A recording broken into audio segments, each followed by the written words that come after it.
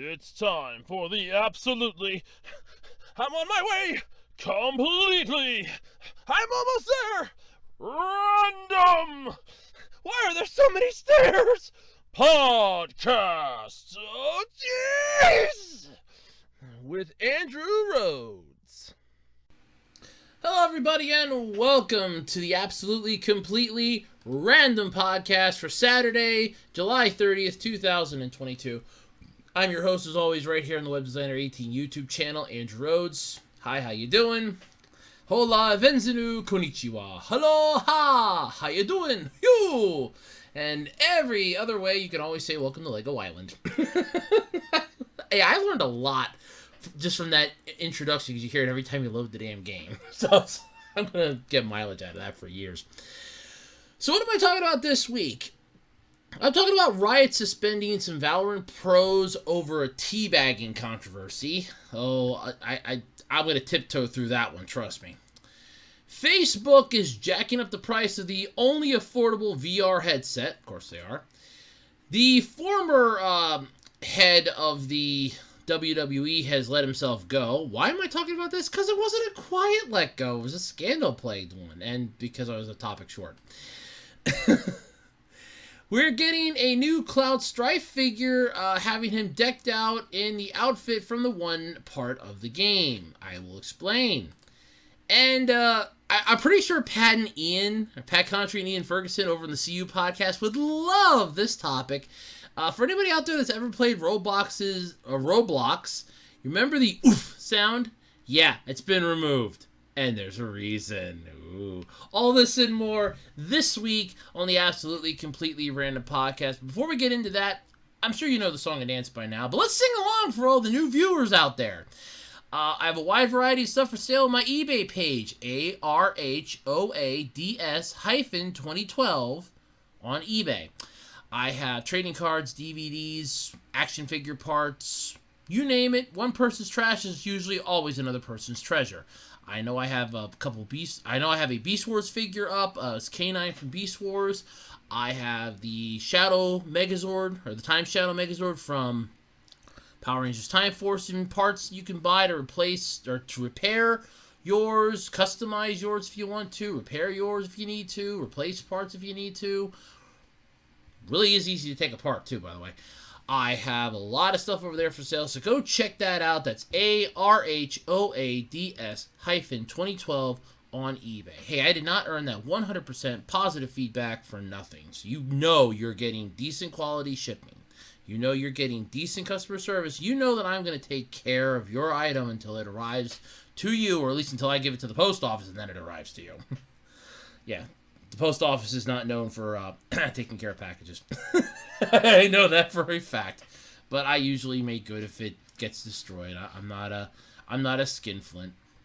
But yes, ARHOADS-2012 on eBay.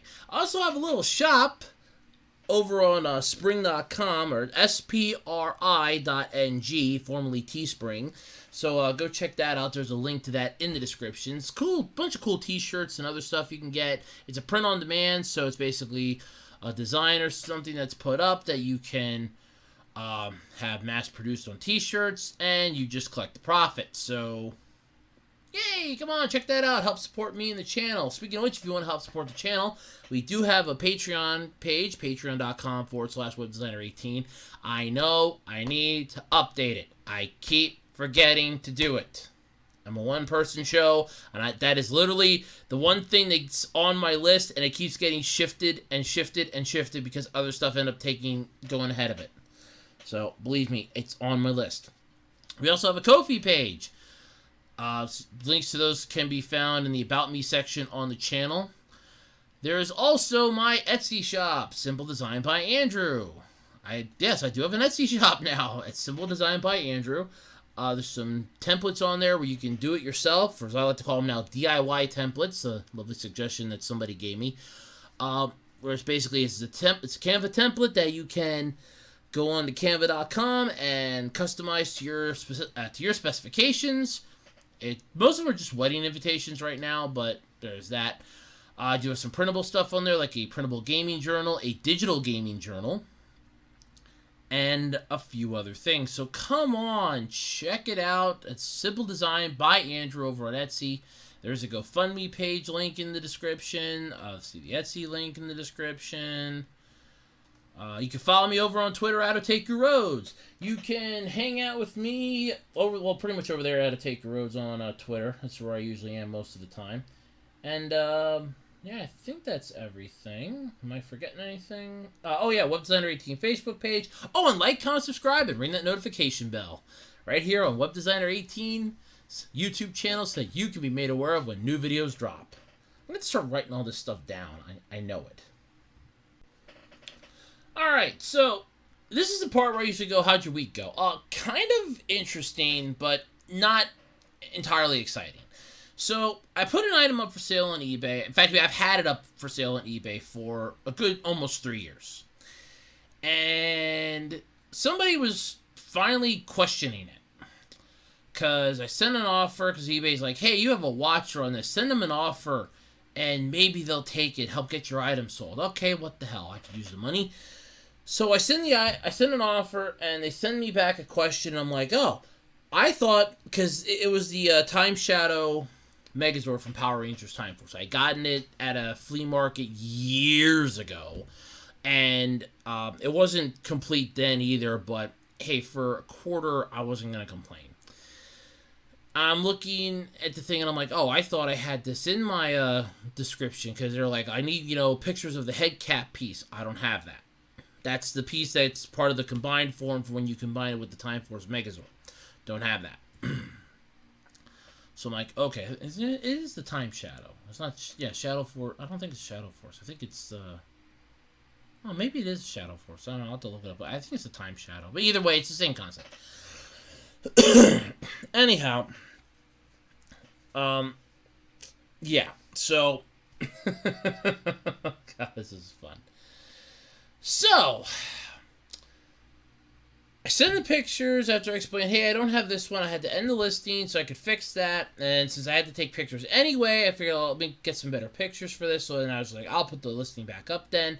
Not going to change anything about the listing, just, add that part into the description and the newer pictures. It's like, still going to be a best off, still going to be a buy now with best offer. So if you're not comfortable with the original price, you can shoot me an offer that you're comfortable with, similar to what I literally just did to you, and we can haggle. Person sends me back a message, goes, no, I'm going to pass on it because the sticker above the mask part's damaged on the face. First off, there's no sticker. Because I'm literally looking at that, then after he said that, I'm literally looking right at the head, and I'm like, there's no sticker. So I'm like, alright, whatever. I vowed to myself that if this person did screw me, or find a way to just weasel out of this, like, no, I don't want it because they just want the head or something, I'm like, you know what? Then I'm going to essentially take it apart and piece it out. Oh my God. Piecing this thing out, eBay has it worth more than it was whole.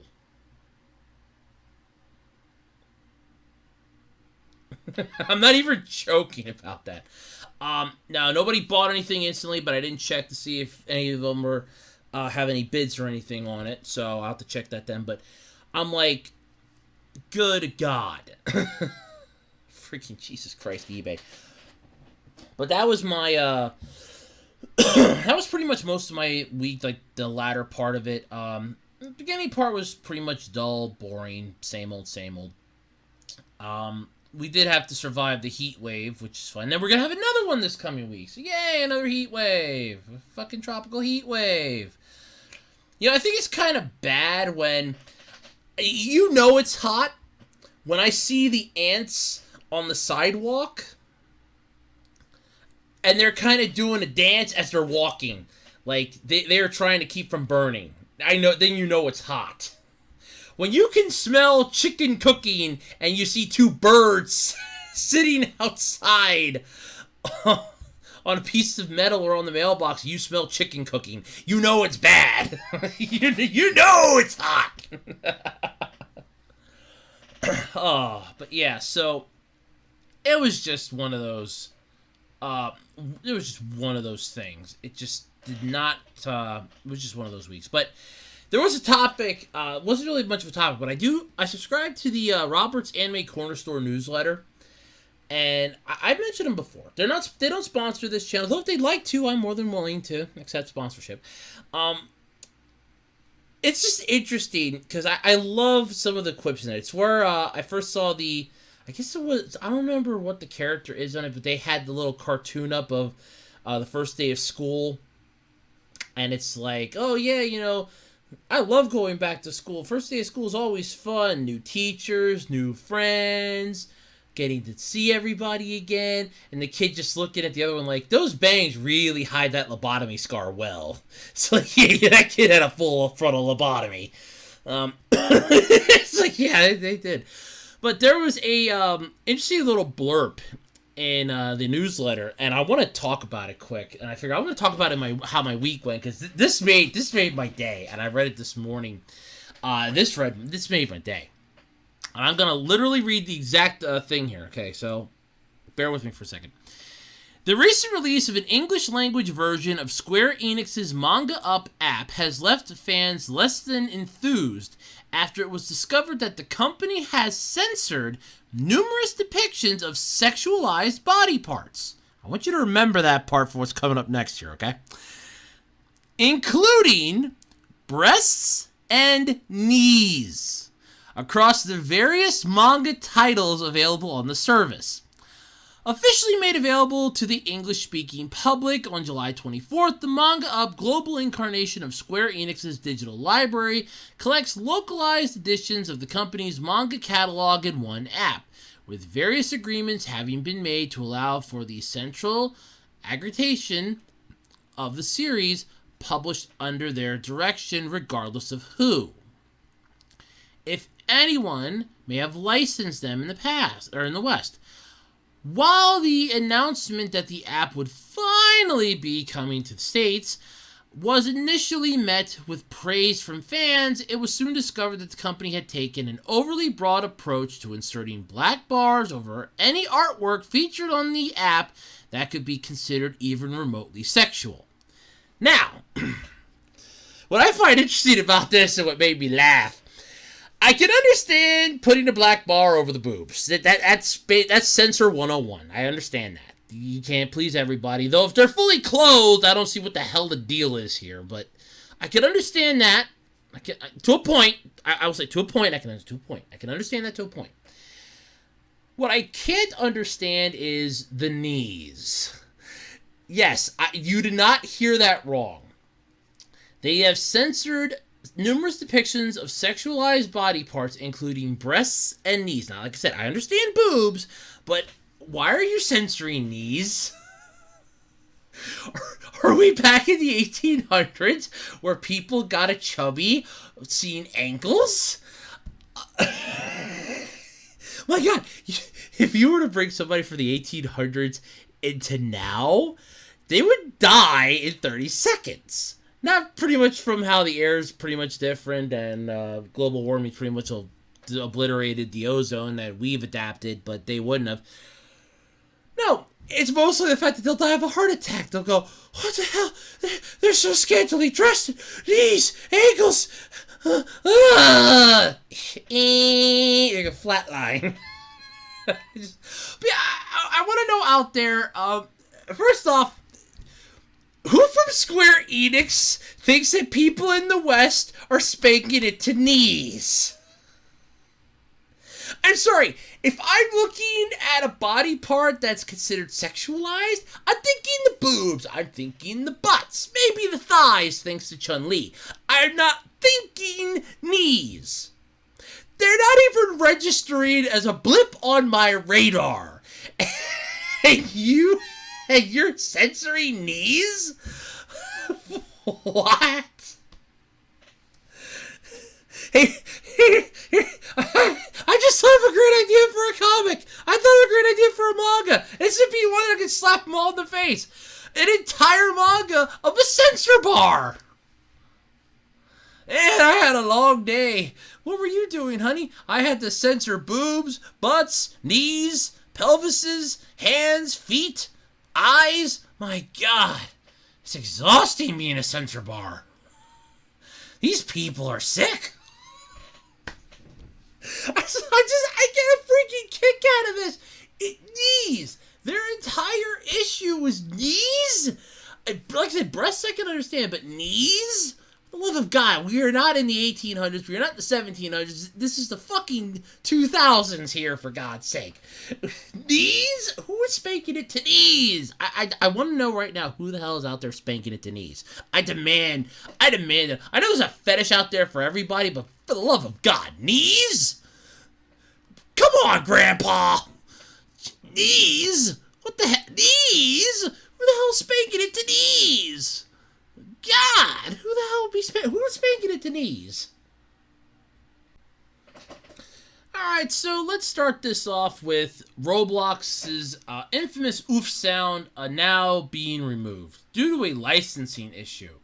Now, for those of you that don't know what in the hell I'm talking about, a long time ago, in a far-off distant land called Uranus, or his anus, I guess I should say, there lived a man that basically, yes, there lived a man that basically created a sound. And that sound is oof. That's it, oof. And that man's name was Tommy Tallarico. Now, if that name sounds familiar to you out there, that's because it should. He was the former CEO of the inevitably doomed from the start Intellivision. You know, the gaming console that nobody asked for, and that he would not accept the fact that, nobody wanted it. I just kept pushing forward on it. As Ian Ferguson and Pat Contry put it, he cosplayed as a CEO, basically having rich person meals, and basically doing everything in his power to seem like, I am the big man, I am rich, and this is my baby, it's going to make us millions of dollars. Bought his big-ass warehouse-like office that they had to put up for sale because the Intellivision hemorrhaged money out its ass. And the new CEO had to put it up for sale, by the way. He's no longer the CEO. And this thing had like a 5-bay shipping dock. It had a specifically custom-made glass etchings of the Intellivision logo. This guy is a joke among video gamers at this point. Hell, retro gamers think he's a joke. The gaming community thinks he's a joke, and they used to defend him if anybody came after him. Oh, they would defend him. This guy is a joke. He cosplayed as a rich person CEO, took your money, and ran away. And his claim to fame is he did an entire E3 presentation pitching this pile of monkey spunk that was so lovingly put into this solid plastic case. And after watching that E3, I found it on YouTube after I was watching that with my mom, because we were watching most of this with Pat and Ian talking about it on their podcast. And when I found the E3 video, I showed her, we're watching it. And he's like, oh yeah, this controller is touch activated, touch sensitive, and this pad doesn't exactly have any issues. It moves and responds to you fluidly. I literally reach into my one little cabinet, pull out this third-party USB PS2 controller. Now, I got this because I want to get back into gaming. I have a little gaming PC set up that's specifically for emulation only now, and maybe some, designing stuff because I still have a couple design programs on it. But I got a PS2 controller for it because the adapter that I gotten for my PS2 controllers, I would still have to use batteries, and I'm like, ooh, $20 for two of them. That's $10 a piece. I'll have a backup. Sold.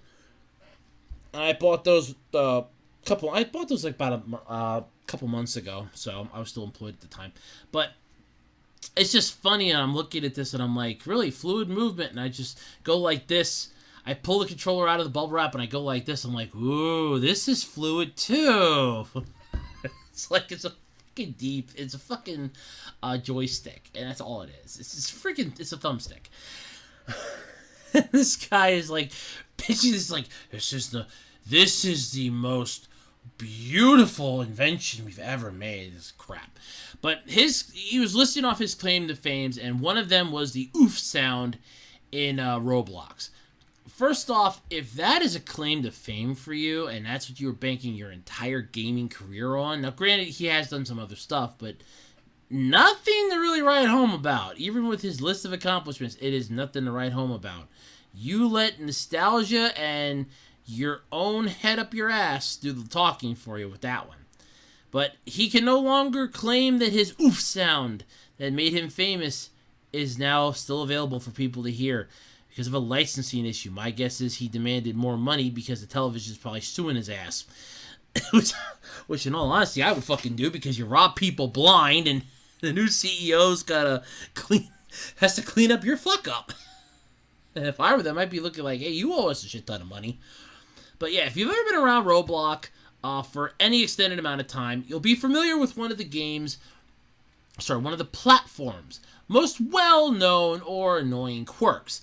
Every time a player dies, there used to be this childish oof sound that was played. I don't even know if that's exactly what it is, and if it is, I'm probably gonna get sued. How can you, by the way, come after somebody and they go oof, oof, oof, oof? How?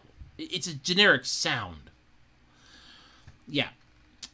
Ooh, who cares?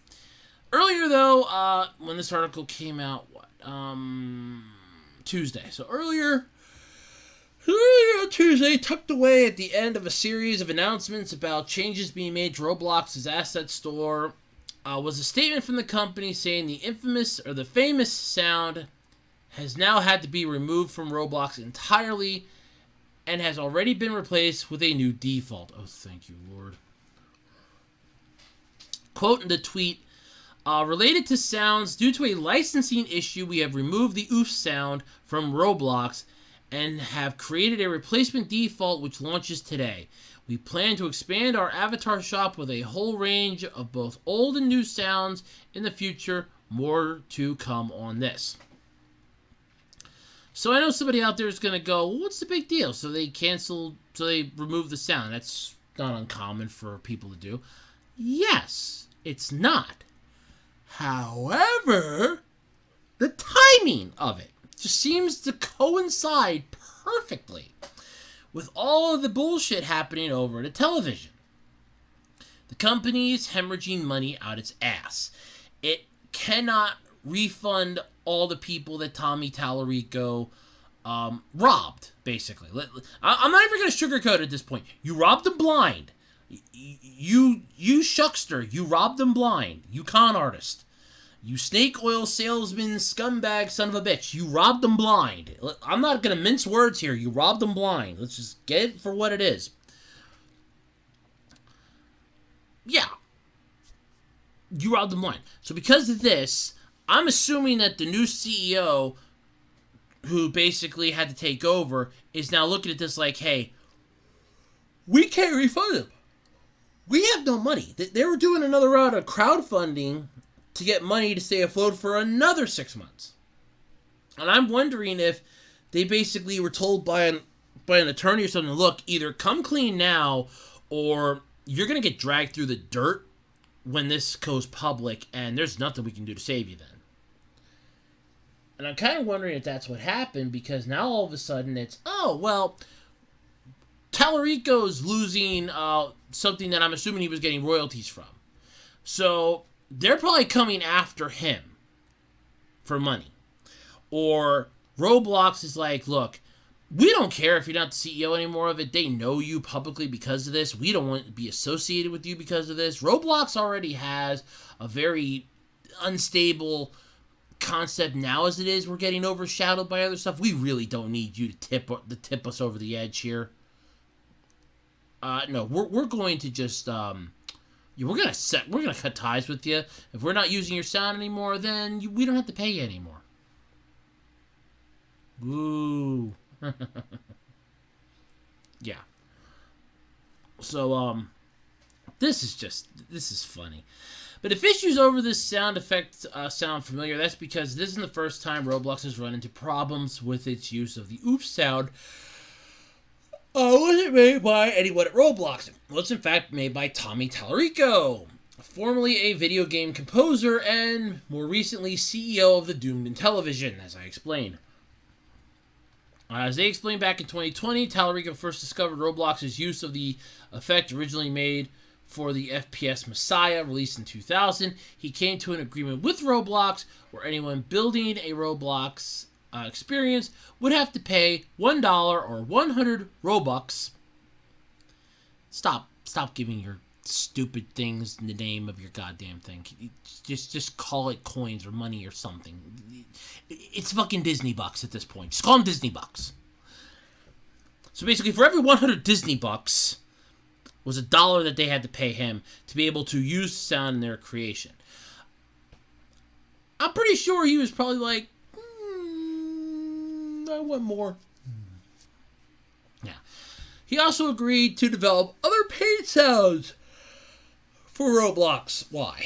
I don't know. Clearly, though, something has happened to this arrangement. Whether it expired or there has been a disagreement, my guess is he wanted more money because Intellivision's coming after his ass, and they looked at him and said, they laughed like J. Jonah Jameson in Spider-Man 2. What, are you serious? God,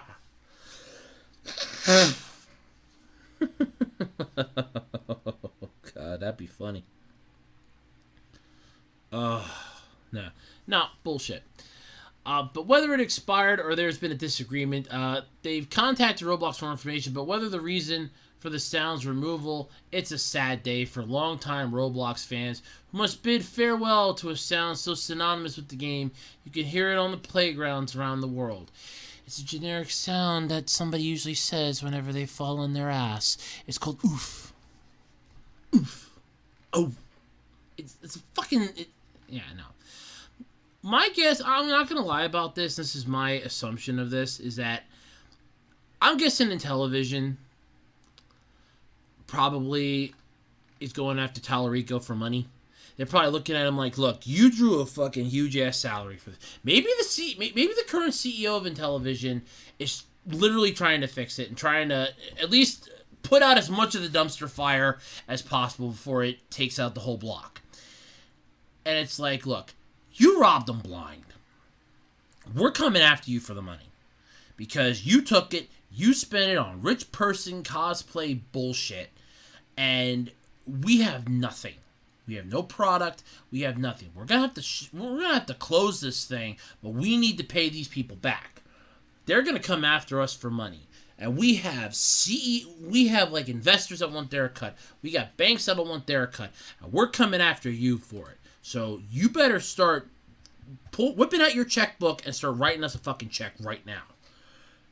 And because Tommy Tallarico, who probably only has about $10 left to his name because he spent all of it on rich person shit. Hey, I mean, I'm unemployed too, but at least I know not to go spending my money stupidly when you're unemployed. You count every penny. You pinch every penny. You are frugal as fuck when you are unemployed. Trust me. So Tallarico, who probably has about $10 left to his name, is like, oh... hey, we're gonna redo our agreement here for Roblox. I was thinking $5 or 500 Robux every time somebody uses my oof sound and some of the other sounds I got. What do you think? I'm not gonna be honest with you here, Mr. Tallarico. We're not paying you a cent more. Yeah, my guess is that Roblox was probably like, look, this is public knowledge at this point that he's no longer the CEO of Intellivision. They probably looked at it like, look, this has gone out publicly. We know what this company's done. The writing on the wall is set. It's just a matter of time before the Pantheon comes crashing down on top of you. My guess is they probably just said, we're cutting all ties with you right now, so you don't drag us down with you. You are not allowed to say that you did anything for Roblox. You are no longer going to be paid by us. Get the hell out. We're killing off all your sounds. We're going to go find somebody else to do it that isn't marred in controversy, and you can just go piss right off. That's my assumption.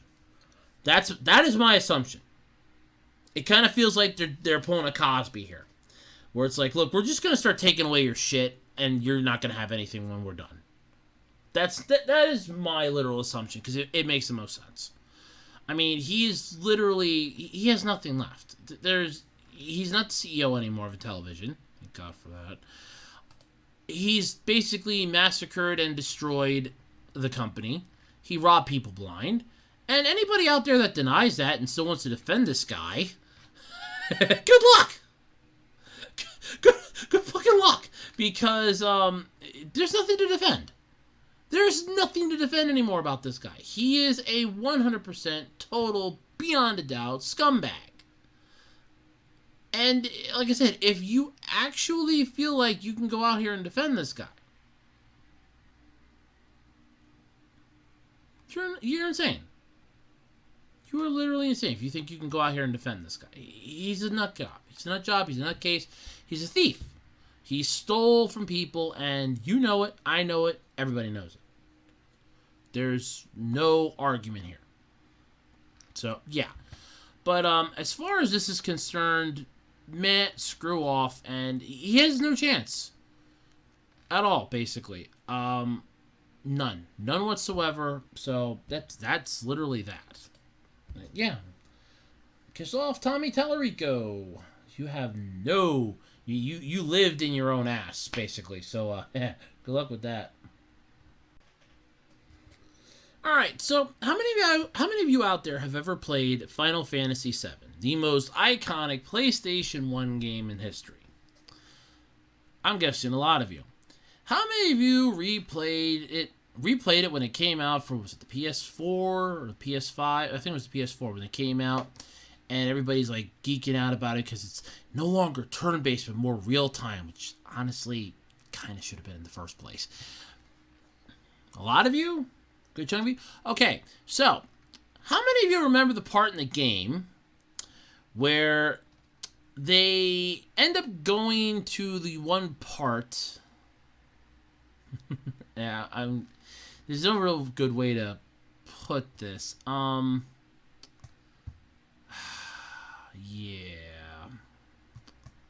Because this is from the remake. So basically, there's a part in the game where they end up going to this club, and Cloud ends up having to cross-dress to infiltrate it in order to save, I think it was Aerith. Yeah, it would have been Aerith before she was killed by Sephiroth. So yeah, would have been Aerith. So there's now a new figure of Cloud Strife coming out. And to be fair, Cloud has been Rule 34'd left, right, sideways, and hell, every single direction you could imagine. He has been 100% Rule 34'd more times than I care to count. Actually, I think he's one of the founding members of Rule 34, to be honest with you. And, oh yeah, this is going to be beautiful here. So, the Final Fantasy franchise has gotten a lot of merchandise over the years, and that is especially true for Final Fantasy VII, which is one of the most iconic of all the games. Final Fantasy VII Remake, you can get all sorts of figurines of the characters, but the latest in an upcoming Cloud figurine, is an upcoming Cloud figurine, that references a very famous part of the game when he wears a dress as part of his mission. This figurine is called Final Fantasy VII Remake Play Arts Kai Cloud Strife Dress Version, and is just short of 11 inches tall. While Cloud has the possibility of putting on different dresses for Final Fantasy VII Remake, figurines were not made for each one of those, just of one. So while you can't make Cloud here into your Barbie doll fantasy that you've had the minute you laid eyes on him in Advent Children or in the remake, you get one option, but you can switch out the face plates for two. Two different expressions. You can have different hands. So, yeah, while you're not exactly getting to play a Barbie doll dress-up time, you're getting to basically, in a way, change up Cloud. I'm trying to find a nice way to word this. I don't want to come out as creepy or weird or anything, but I remember this part of the game, and yeah, it is one of the most infamous scenes in the game. It's one of the most I shouldn't really say infamous. Well, no, some people did hate it. It is one of the most famous scenes in the game, though, too. And the remake did not The remake did not shy at all on it in any way, shape, or form. They blazingly went forward with it. And it's one of those, to each their own. It's supposed to be a different world, a different, rendition of the Earth and different planets. So there is that. And it's one of those more unique games of, look, remember, it was when it came out, it was Polygon. It was 3D Polygon design. It was PS1. This was like the staple PS1 game. And it only just recently, within like a few years ago, got the upgrade to next gen that it so desperately deserved. So yeah, while you're not exactly gonna be jumping up and down for joy, going, "Oh my god, this is so," yeah, just deal with it. It's one of those, you're gonna cringe at it a little bit, like you're thinking Cloud Strife, but then at the back of your mind, you're like, yeah, I remember that part in the game. Then again, for how long the game is, you can forgive me, because I've watched gameplay of this. I have not. I have the emulation to play it, to emulate it. I don't have the way for I'll do it yet. I haven't gotten around to actually playing it yet. But you will forgive me if when I watch these, this thing is, first off, this game is long as balls. Okay? And I mean long as balls. There is a lot you have to do in this game. You can forgive me if I skip around some of the parts, like, okay, this is just the one mission, and I read the Cliff Notes version of what happened. You can forgive me if I want to see the action that the game is most famous for. Okay, you can forgive me if, a little bit there, I'm sure. But Final Fantasy VII's remake, Play Arts Kai, Cloud Strife Dress version, that is a fucking mouth. So try saying that 5 times fast. Will be shipped in March of next year, but is available for pre-order at the cost of 19,580 yen, or $143.23 American. By the way, I guarantee you there's going to be scalpers online jacking this thing up to like $400, and there's going to be Chinese knockoffs of this thing that are going to be almost $800. So, yeah, wait for it. Yeah, on the Square Enix e-store, and slightly less at 18,162 yen on Amazon Japan. I almost get the wrong thing there. So, this is how PlayStation gives the description of this for the remake. The world is under the control of Shirna, a corporation controlling the planet's life force as Mako energy. In the city of Midgar, Cloud Strife, former member of Shinra's elite soldier unit, now turned mercenary, leads his aide into the Avalanche Resistance Group, unaware of the epic consequences that await him.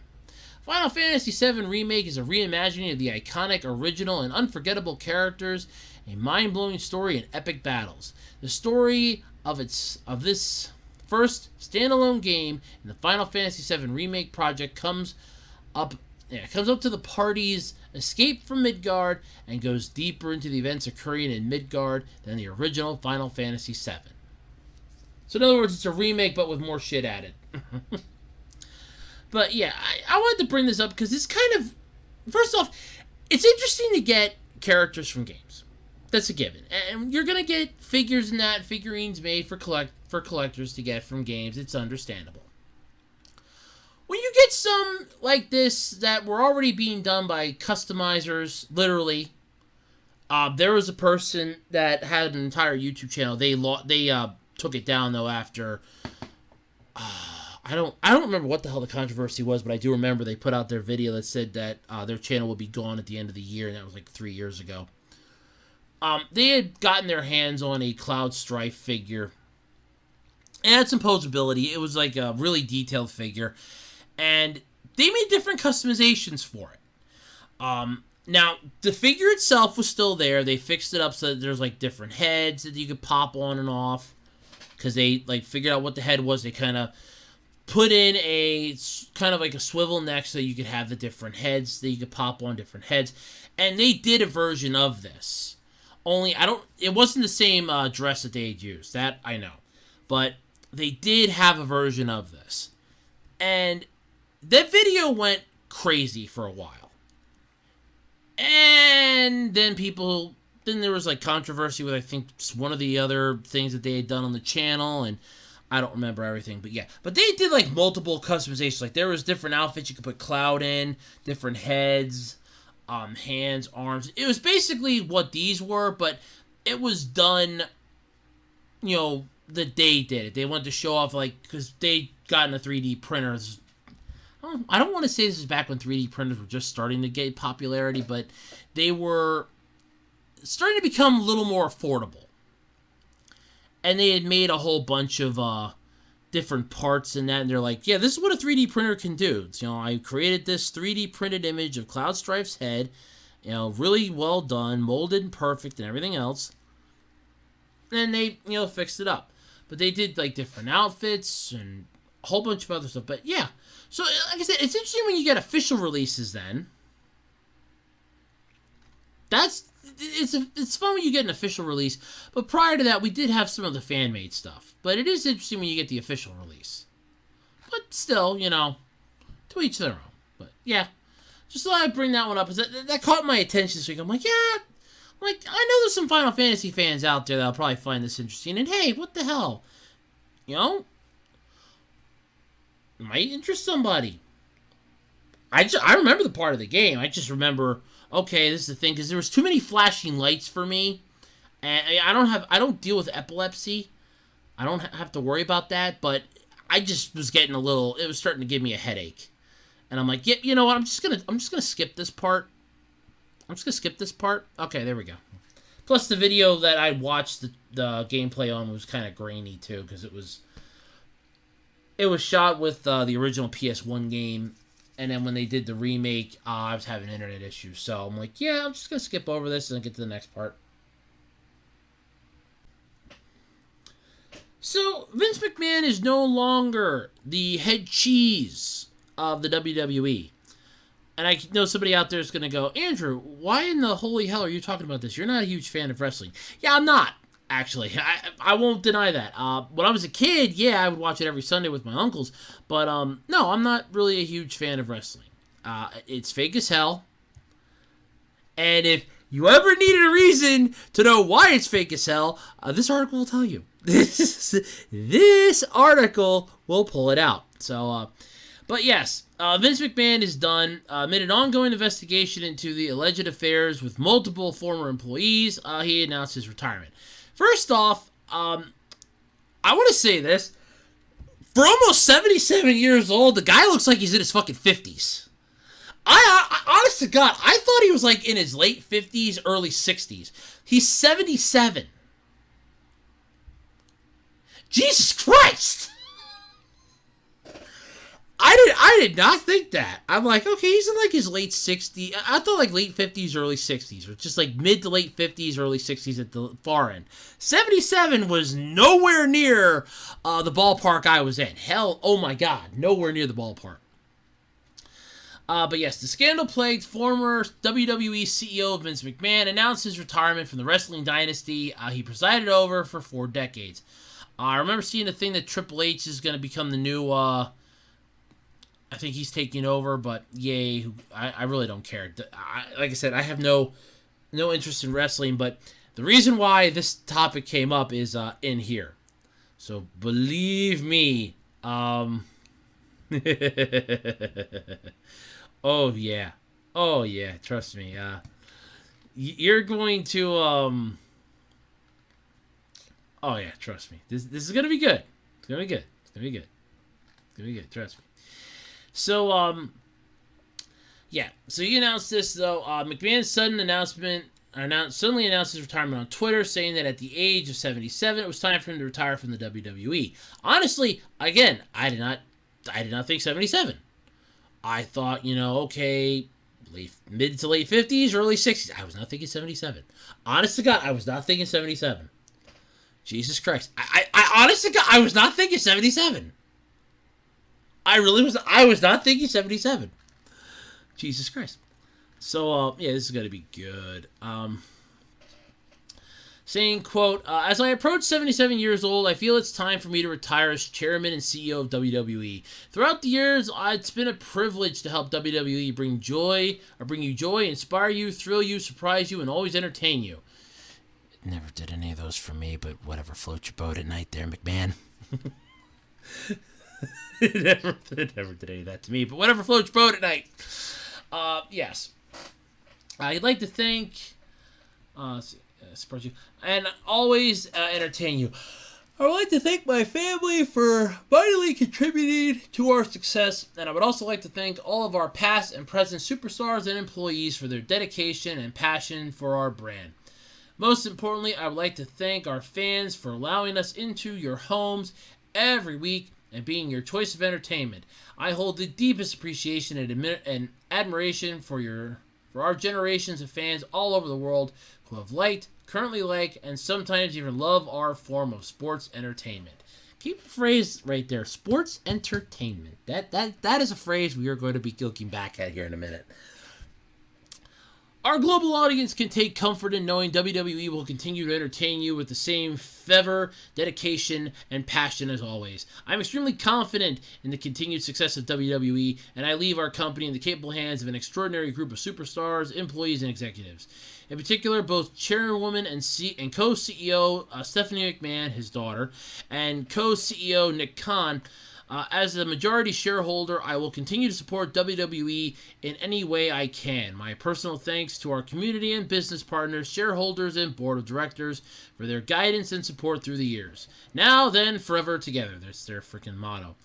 So his announcement, his retirement announcement, comes as the auspiciously coincidental time.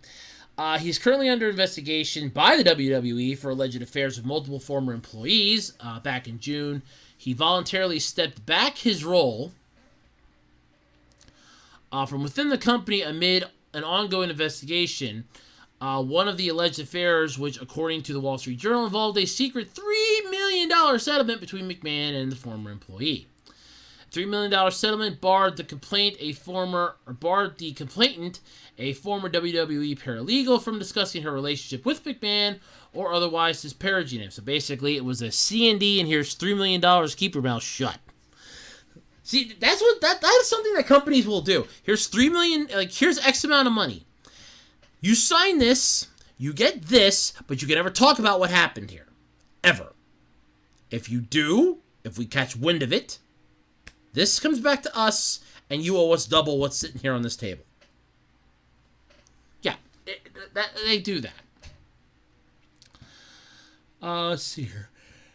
Yeah, she can't discuss her relationship with McMahon or otherwise disparaging him. An internal probe conducted by a WWE special committee reportedly found McMahon had reached similar non-disclosure agreements, or NDAs, with 3 other former female WWE employees.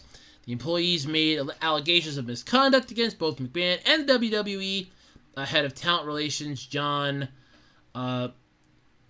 Laurinaitis, I guess, according to a later Wall Street Journal report.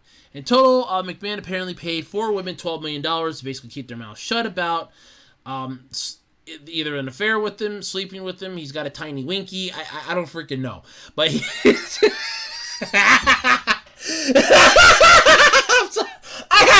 I had to go there. I'm sorry. I freaking had to. The door was wide open there. I had to. Basically, he paid him $12 million to keep their mouths shut. So McMahon, the WWE, previously claimed the affair revealed their first report, though, was consensual. Yeah, whatever.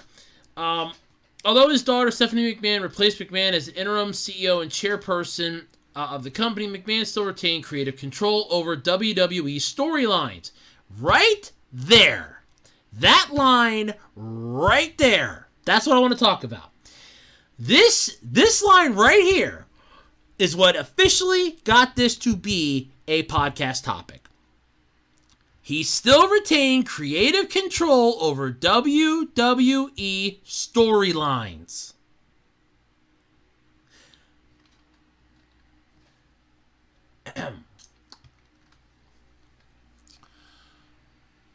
Our form of sports entertainment. Ladies and gentlemen, children of all ages, I present to you the smoking gun that proves once and for fucking all that wrestling, that the WWE is fake as shit. This right here proves it. For those of you naysayers out there like, it's not fake, it's real. Creative control over WWE storylines. They are actors portraying poster children for birth control that are basically beating the shit out of each other to a story designated to make you, the fans, go crazy for Cocoa Puffs. Ladies and gentlemen, children of all ages, every sentient being in the four cosmos of the universe, I present to you the smoking gun that 100% debunks the WWE is real. It is fake, fake, fake! Thank you. I'm sorry. That is honestly the truth. It is the truth right there. It's fake. It's sports entertainment, and he had control over the storylines. And there are still people out there that claim that that the WWE is real. No, it's fake. I hate to say this, real wrestling is that creepy crap that you had in high school. You know, the thing that if you popped a surprise boner, oh, that was not ending well for whoever you were basically rubbing up against. That was not going to end well. Yeah, that's unfortunately real wrestling. This shit is fake. And it's now been proven, folks. It's fake. It's real. It's fake. It's storylines. It's bullshit. It's B-fucking-S. Ladies and gentlemen, please let this be the end of the WWE so that this will not go on any further. I am fine with people wanting to do acting and do theater and productions and plays. That's fine. But when you're giving impressionable young people ideas that this shit is real,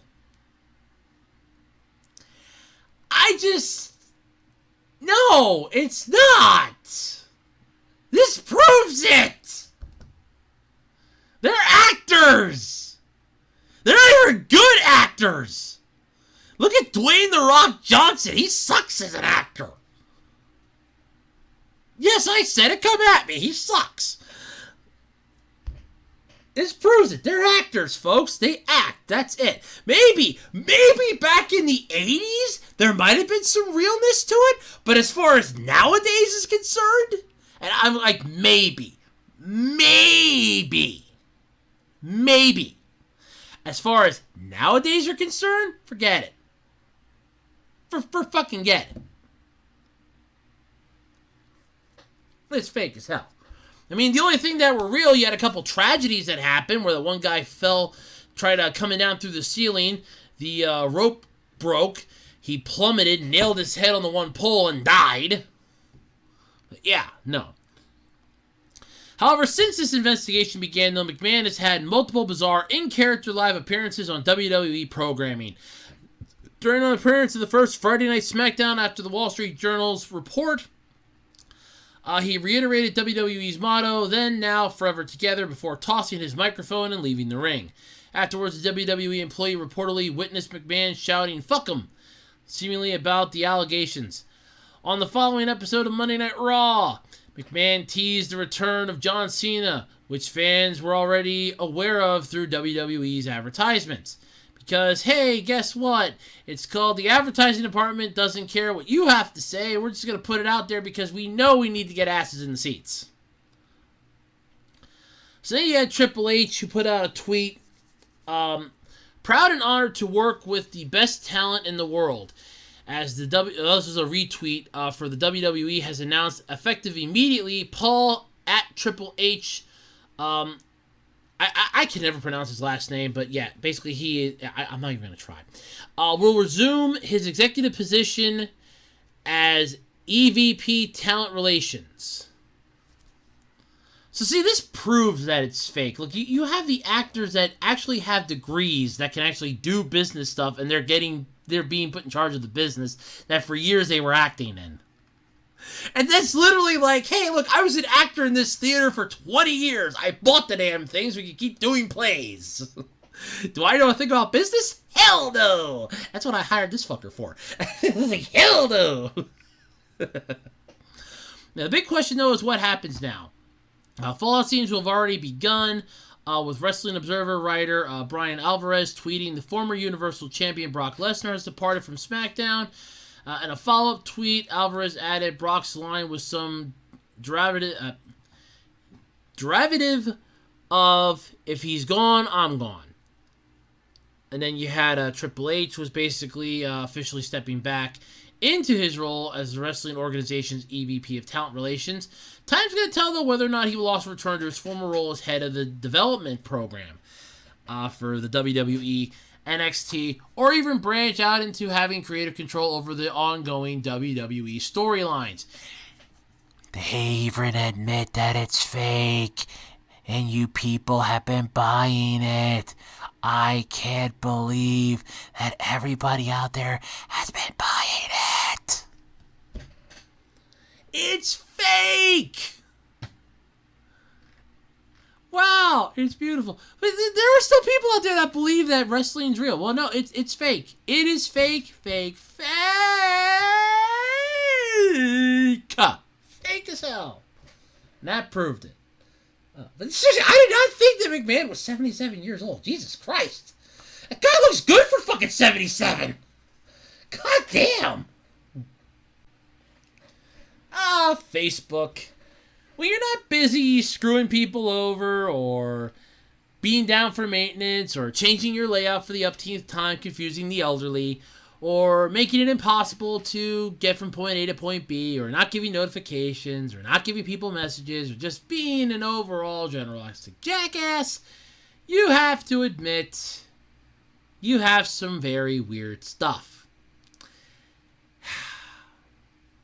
Anyway, Facebook's screwing people over again. Yeah, Meta, everyone's favorite social media company. They want some more money. Yeah. You ever notice how gaming hardware usually gets cheaper over time? Like, the PS2 when it first came out was like $200. Then after a couple years, it dropped about $100. Then a few years later, it dropped more. And when I finally got my hands on a PS2, I picked one up for like $50 used at GameStop. And when I had to buy a second one, it was about $30 used at GameStop. And same for when I had to buy the third one. And then after the third one died, I just said enough of this crap. Then again, to be fair, I busted the living shit out of my PS2s. I ran the dog piss out of those. So, to be fair, they were used when I bought them, and I ran the dog piss out of them. So, yeah, there is that.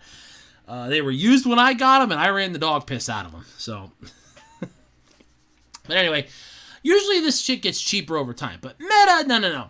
Meta's decided, fuck that. They are going to buck that trend right off their back, and they're raising the prices of their entry-level Quest 2 VR headset.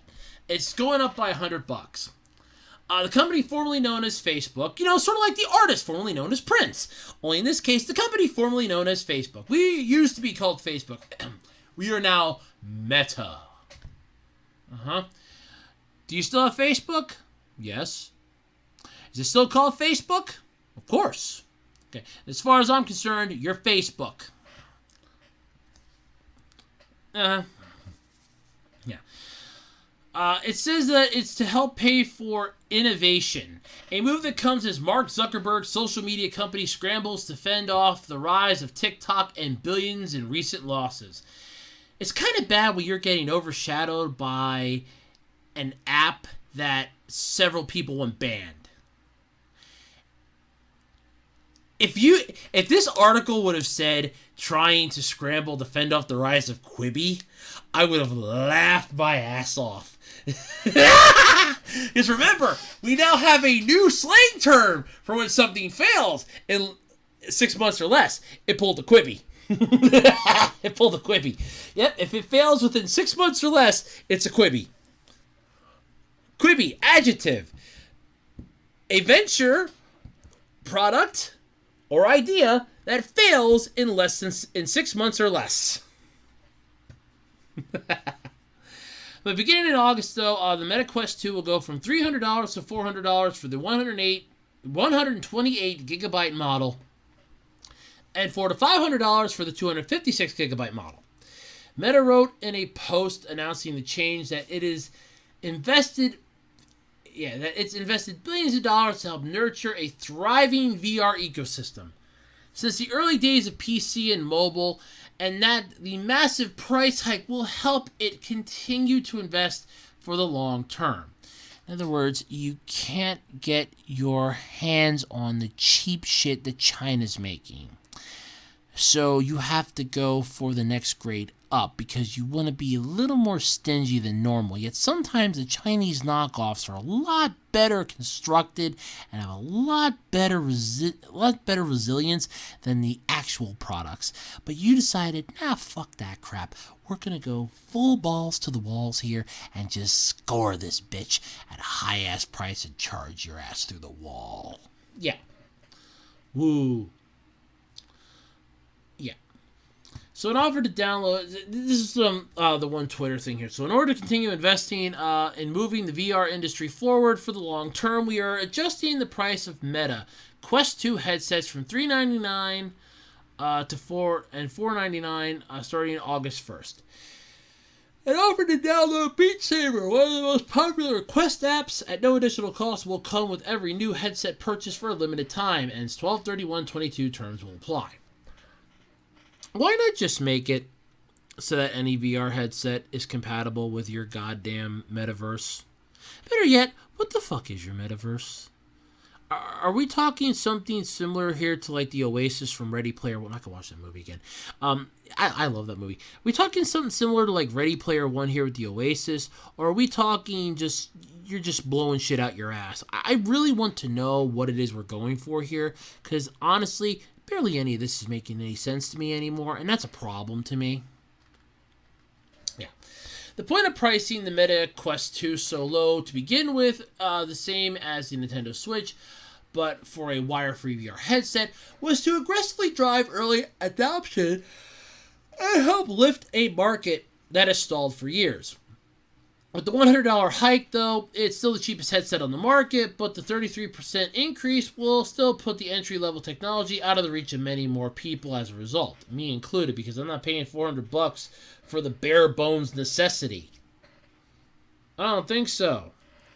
Hey, here's an idea. How about you just put an app on an app for your smartphone, and then you can just get one of those little things you stick your phone in, and then you just pop it on over your head that way. And then you don't have to worry about having an actual headset or anything else. Oh, no, you can't do that? Aw, damn. Yeah. Well, it's a hard pill to swallow from a company that made over $7 billion in profit last quarter. The temporary retreat isn't shocking in the face of recent market turmoil. Meta's stock price has fallen in half since the beginning of 2022. New privacy changes instituted on Apple devices reportedly cost the company some $10 billion in revenue. Yes, Apple really decided to start screwing themselves here. An overhaul of the Facebook and Instagram apps to try and copy TikTok. Which, again, why? That's the part that I don't get why. But sure, whatever. Sure, whatever floats your boat. I don't understand why. Have resulted in very public backlash by the Kardashians. First off, if you are basing your business decisions off of what they think, I have a solution for this entire problem.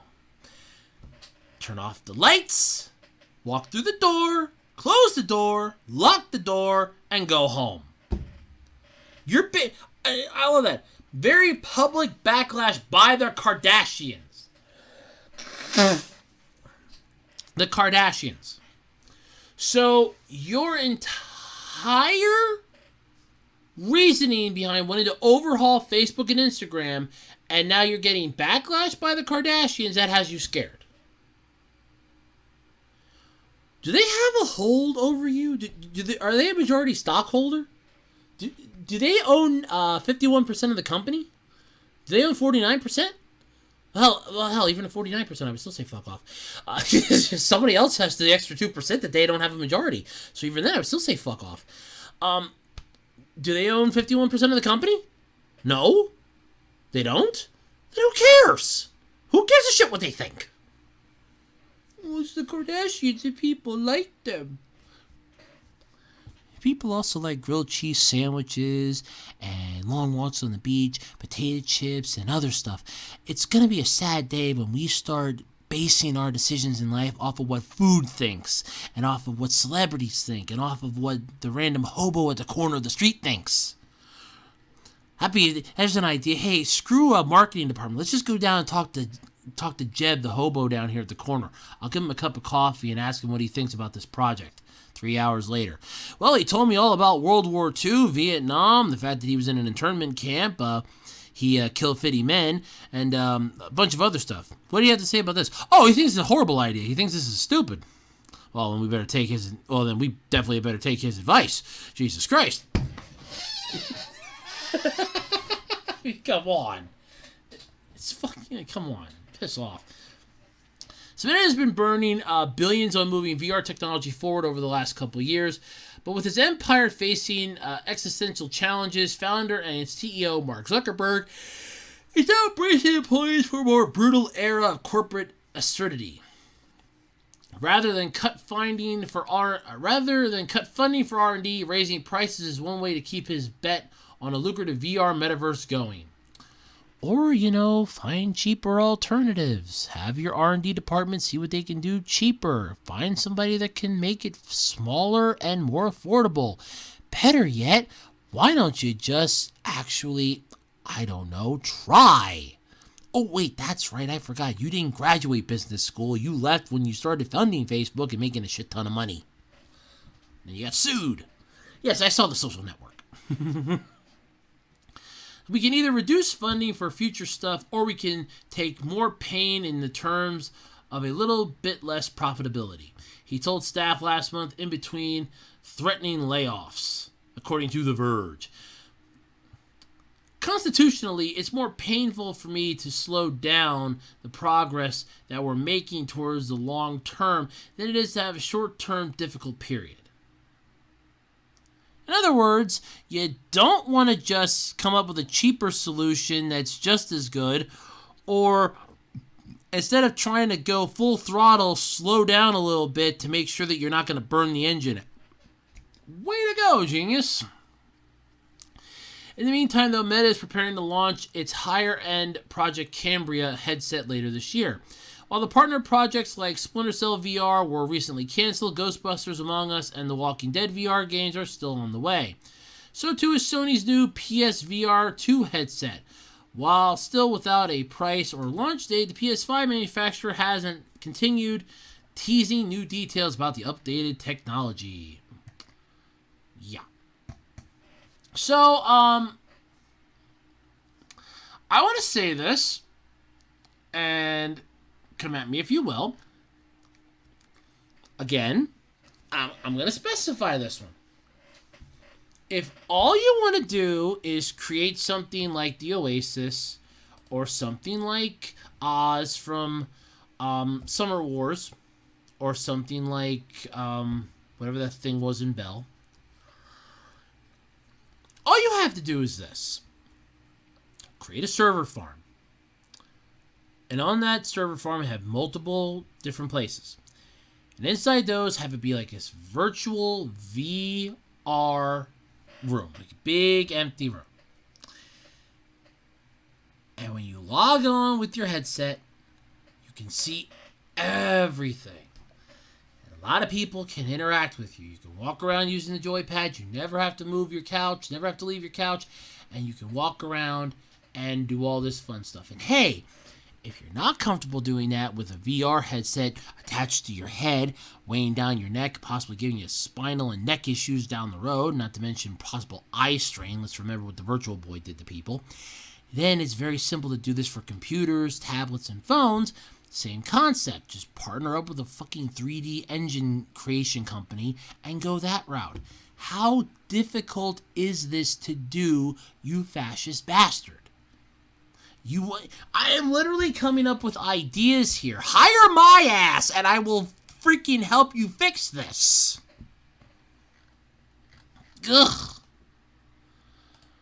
I mean, seriously, I guarantee you I could probably find a 3D rendering program, create a blank room, create a concept for what I'm thinking about for this, and go, here you go. This is how you do it. I'm not going to do the freaking Carlos Mencia joke here, but no, this is how you do it. Now you just have the people log in, they create a virtual avatar that people will see them as, sort of like the profile picture. And you want to know how you do that? Hey, you know what, that's a good question here. Hold on, let me check something here. How does let's see here, the MII, so the that Nintendo had. You have those Mii characters. Why not come up with those? Mii character maker. Mii character creator. Look, you can actually make your own. Look at that. Nintendo has given you the way to do this.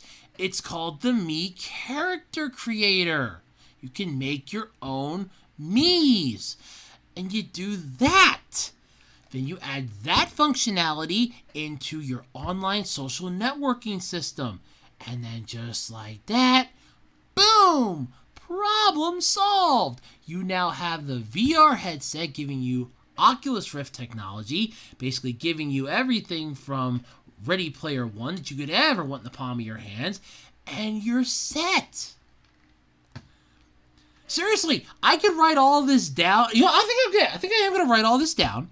I'm going to put it up on Twitter, and I want to know what people think about this. So follow me on Twitter, @OtakuRoads, and when you see this pop up, I want to know your thoughts. I want to know your thoughts. Maybe I'll do an entire video on this, and then post that, and then share the link on there, and then have it in the description. But I want your thoughts, because I think this would be a much better idea than it would be for whatever the hell he's pulling. It's basically just an overglorified game console. You want to connect people and create 3D virtual technology in a VR world, may I introduce you to Create the VR World, you jackass. You ain't creating nothing right now. No, I'm going to write that down. I'm going to configure that all together and figure out an entire ordeal for it, and then put it up and then show everybody. And go here. I mean, not physically. I don't have the ability to code Mii characters, and I don't have a Nintendo account. And I'm not going to get one just to prove this, but you get my idea. I'm going to jot down everything and talk about it. But yeah. Come on. Alright, so this is the one that I'm going to tiptoe through, which works out really well. That's why I made this the last topic anyway. So Riot has suspended some Valorant pros over a teabagging controversy. Now, for those of you that don't know what teabagging is, this is the general concept of it. It's a first-person shooter sort of deal where after you shoot somebody before they respawn, you crouch and stand over their head half a dozen times, basically teabagging your junk in their face. They were suspended for speaking out. So these two players, I'm going to say their names later, but not right now, were suspended for speaking out against a Valorant player who equated teabagging with sexual assault. Now, this is that line right there is why I am going to be tiptoeing through this. Okay? So 2 days ago, Riot Games suspended two competitive Valorant players after a public disagreement about teabagging. Dawn Parks and Vivian Rochra Dela Cruz are now banned from official Riot competitions for 3 months and 9 months, respectively. According to Riot, Park made a vulgar and targeted comment towards another player, while Dela Cruz systematically targeted and isolated another player. Basically. So Riot specified that the players were being punished for actions against other members of Valorant, a community for female and non-binary Valorant players. Park and Dela Cruz were involved in a controversy about teabagging that originated within the Valorant's Discord server. So teabagging is an in-game action that is popular in competitive shooting games. It refers to crouching and uncrouching rapidly over enemy corpses before they despawn, similar to a sex act where one person would put their testicles on someone's face. Now, anybody out there that ever watched the VGA Awards back when they were actually on the network formerly known as Spike, there was a year where, because Spike told them that they had to, because it was live, and they said, look, you guys got to keep the show under X amount of hours here. There's like a 30-minute window here that you can have extra, but we're looking at least 2 to 3 hours max. You can go over 30 minutes if you have to, but 2 to 3 hours is the maximum here, okay? And they told them at the start of that episode, at the start of the thing, that the award speeches could not be any more than 30 seconds. And if it would be any more than 30 seconds, they had this gentleman that was dressed up in army garb, basically camouflage, that would come out. I think they said he was a sergeant. Would come out, throw you to the ground, and teabag you. And they did that to a few people who were testing that to see if it actually, they were actually going to go through with it. They blew a whistle, and yep, he came running out, threw him to the ground, and teabagged him. So, yeah, that is how I know what teabagging is. Okay. It is considered a victory dance and a gesture of team bonding. However, there's been a controversy over whether it is or is not considered bad sportsmanship, or if it's just one of those things you have to deal with while playing games like Halo Infinite. This is where I stand on this. I kind of feel like it's similar to those idiot football players doing a touchdown dance in the end zone. You want to spike the ball? That's fine. You deserve that. You ran into the end zone, spike the ball. You deserve it. Spike the ball. That's fine. You don't have to do a fucking victory dance in the end zone. That I consider annoying. You want to spike the ball and go, yeah! Like you just threw the ball down like, yeah, bite me, ball. That's fine. Because I was told to do that. We played flag football once in middle school in gym class, and the substitute's like, spike the ball, boom. So I just threw it down. I was like, yeah, there you go. I'm like, all right. I'm like, yeah, that's fine. But as far as, victory dances, no, those are stupid and annoying. That's my stance on that. But you gotta deal with it because there are players that will do that. Similar to this, I just consider this, look, you're gonna have the players that are gonna do this. Aside from banning them all, you're never gonna succeed at it. They're gonna find some other way then to basically humiliate you and do their victory dance. But on June 24th, though, a member named Ripley Lawless said in Valorant's server in games, people think it's okay to teabag and that it's funny when really it's sexual assault, basically. The statement was widely mocked across social media, with even big streamers like Charlie Critical, Moist Critical, so I know who that is, White, that's his last name, so Charlie White or Charlie Critical White, weighing in on the topic. Park mocked the connection in her tweets to Lawless and on her own account, while Dela Cruz threatened to teabag Lawless and the Valorant's server. Dela Cruz was banned from the Valorant server on June 28th, and Lawless deleted her Twitter account.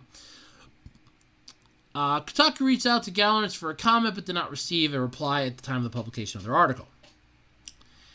In a Twitlonger post, Dela Cruz, I never heard of Twitlonger either, said that she would take responsibility for her actions, although she said she would not remove her videos that were critical of Valorant's.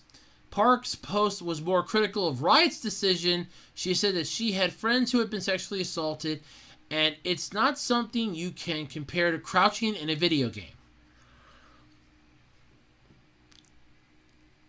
Staying out of that. I'm staying out of that mostly because I don't really know anybody that was, and I'm not going to weigh in on that. That's a double-edged sword. If you say you agree, then you're going to piss off somebody, and if you say you don't, you're going to piss off somebody. So I'm going to pull a Switzerland and just stay here on the fence. Park told Kotaku that she and Dela Cruz were likely punished because they were part of the Valorant's community. I do not see how it is relevant to the ruling, as Valorant does not have a rule nor a say in what we are allowed to post on I cannot talk this morning. On our personal social media, said Park. Although the main incidents took place a month ago, Riot conducted its own investigation, which included interviews with both Park and Dela Cruz. Park told Kotaku that Riot emailed her a list of charges. She was able to prove that she did not harass Lawless during her meeting with the company. It was not considered harassment according to Riot because I had not gone out and specifically targeted one individual. I was simply mocking the idea and not the person. De La Cruz confirmed over Twitter direct message that her ban was tangibly related to her critical video about the teabagging controversy, but she was mainly being suspended for her threats towards Riot Games did not respond to a request for comment at the time of the publication of the article. But since they did not publicly ban Lawless for her comments, several sexual assault survivors on Twitter were upset that the company seemed to take her side. Some of the quote retweets on the banned post pointed out that Jay Santara Juan was banned for a shorter period of time than De La Cruz, despite being investigated for sexually assaulting his girlfriend. Others felt that the company, which is in the middle of settling a $100 million gender discrimination lawsuit, did not take this action with women's best interests at heart. They didn't take best actions with anyone's interest at heart. Like I said, as far as I'm concerned with the whole teabagging thing, in my opinion, from where I sit at, it's pretty much equivalent to seeing somebody do a fucking victory dance in the goddamn end zone of a football game. Or seeing somebody do a victory dance for a really, really, really stupid thing. Now, if you're playing a little game for, like, building team morale at work, where, like we did during the holidays, see how high up we can chuck the boxes and the pile of boxes in the back because the people were too idiotic to come out and take out the freaking trash, and then they got pissed off at us. Yeah, it's basically chuck the box up, see how high it goes, and see if you can outbeat the other one. By the way, I won. I did a victory dance on that one because I did not think the box was going to stick. So that is a celebratory moment there. But you ran a football to the end zone. You spiked the ball. That's fine. You don't have to break out and do a victory dance. No, that's stupid. As far as teabagging is concerned, okay, you took out a player. Woo! Okay, and now you're just defiling the corpse. Got it. All right. Yeah. So, no, as far as I'm concerned with this one, 90% of the time, it's freaking teenagers that are playing the games doing it, and they're doing it because they're being morons. You cannot please everyone. You cannot do something that's going to satisfy one group of people that isn't going to piss off another group of people. So, in all honesty, it's barking up a tree and hoping that the cat's not going to come down on top of your face. It's going to happen. You know it's going to happen. I know it's going to happen. Everybody knows it's going to happen. It's just whether or not you're comfortable with it happening. That's what the general gist of it is then. Alrighty, everybody, and that's going to do it then this week for the Absolutely Completely Random Podcast. It's been a lot of fun being here this week. Thanks for tuning in for the last hour or so. Until next time, I'm Andrew Rose. Don't forget, I got an eBay page, ARHOADS-2012 on eBay. There's Patreon, there's Ko-fi. I got an Etsy shop, Simple Design by Andrew. There's a t-shirt shop, the GoFundMe. Yeah, follow me over on Twitter, How to Take Your Roads, the Web Designer 18 Facebook page. Like, comment, subscribe, ring the notification bell, and yes. That's pretty much all I got. So until next time, I'm Andrew Rhodes. Have a good one. Catch you later, and stay cool out there. It's another freaking heat wave coming.